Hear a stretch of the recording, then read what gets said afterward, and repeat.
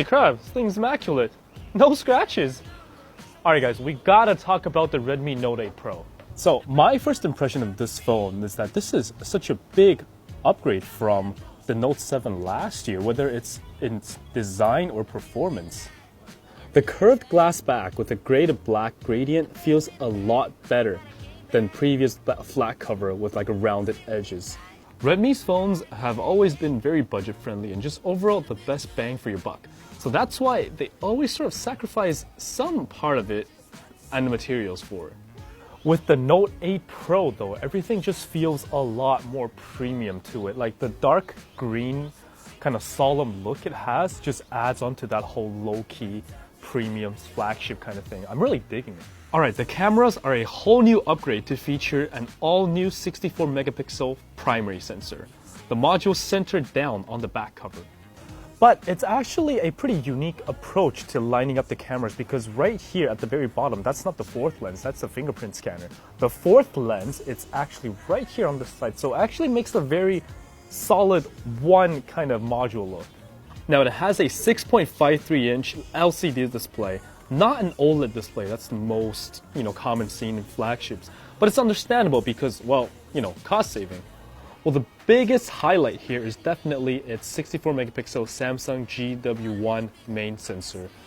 The pictures you take have a resolution that go up to 9248 x 6936. This is actually kind of funny because I remember at the launch event, they were telling us that, with the 64 megapixel camera, you can shoot up and blow up like a 3.5 meter tall kind of big ass poster with it, which is kind of weird because who would actually need that? But anyway, we're still going to test it regardless. Here are some comparison photos of the 64 megapixel camera. So the biggest perk of having a massive resolution is the freedom of cropping and reorganizing picture composition.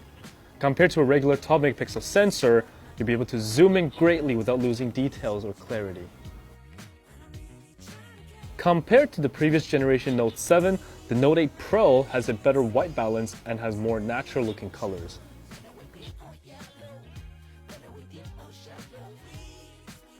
The portrait mode is really one of my own personal favorites. Clarity, detail, colors are all preserved nicely and things look very natural. The bokeh looks great too. You don't see any unnatural blurring occurring on the edges of your subjects. So overall, color and exposure levels were well done. Ultra wide is pretty standard so far, pretty much similar to other flagships on the market. But unfortunately, when it comes to backlight pictures, the results aren't as satisfactory. You see a lot of overexposure. Overall picture tone is kind of dark and color contrast just looks awful. Now night mode was surprisingly great. When you're taking still photos of let's say buildings or landscapes, you get better results because, well, things aren't moving. But really, the colors look pretty natural and you get some pretty good detail shown in the dark areas, so good job. Okay, now let's talk about the chipset. This is the thing on this phone that either makes it or breaks it for a lot of you, I know. So the Media Helio G90T isn't the most powerful chipset out there, I know that. But here's the thing. With chipsets and processor SoCs, I know you guys are probably frantically searching on the internet for Antutu scores, benchmark scores, but you shouldn't treat those scores as like your Bible for whether you should buy a product or not. They're just a reference number. You can't say MediaTek or Snapdragon is right away better or one or the other is much better than the other, because for a smartphone to be good, it has to be a work together between the OS and the chipset together to see if they can actually match each other perfectly. So that's why this is very hard to say whether the MediaTek will be much better than the Snapdragon.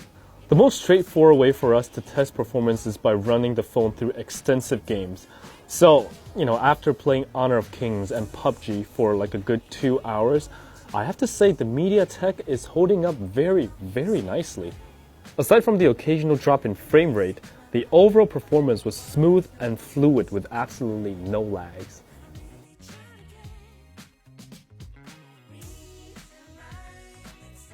But the heating issue though, man, this guy actually has a pretty severe heating issue. But I mean, we've seen this happen with a lot of different flagships out there, like the Redmi K20 Pro. Whether they're using liquid cooling or any other cooling mechanism, they still haven't come up with a great way to bypass the heating issue. It gets uncomfortably hot when you game for a while, and you can feel it even over a case. So around this area where the chipset is, it just gets super, super hot. So that's pretty much the biggest issue with this guy right now. It's just a heating issue, but everything else, the performance was great. Playing games on it, no problem. No lags, no, major issues with the overall performance. So, I mean, I've tested this for about 2 weeks. It's been perfect, but I can't vouch for it in 2 years. So this is something you're gonna have to, think about. I can't physically actually test this for 2 years right now to tell you guys that it'll be great. But I can tell you right now, it's still a super beast. Right, and also it comes with 18-hour fast charge with a relatively large 4,500 milliamp hour battery. And I'm just glad that they're, upping the numbers with every phone release, because it just feels so much greater to have that much juice when you're watching videos on YouTube. So overall, I think this is a very, very solid device for $200. I mean, there's actually nothing out there that can compare to its cost effectiveness. If you're on a tight budget, I can't virtually recommend anything else but this. Like, this is the guy you go for. Great cameras, large battery, powerful performance, fast charge, hard durable outer shell, premium designs, everything for $200. So, super great bang for your buck. If you're thinking of buying this phone, it's important to know what's really important to you, whether it's the long-term projection of how this phone will go, or it's just that you want something powerful at a very affordable price. All right, so anyway guys, thank you for watching. This is about it, and we are actually giving away this phone to one of you. We're bringing back the giveaway. Yeah. So please follow the links and the giveaway links down below, and I will see you guys soon.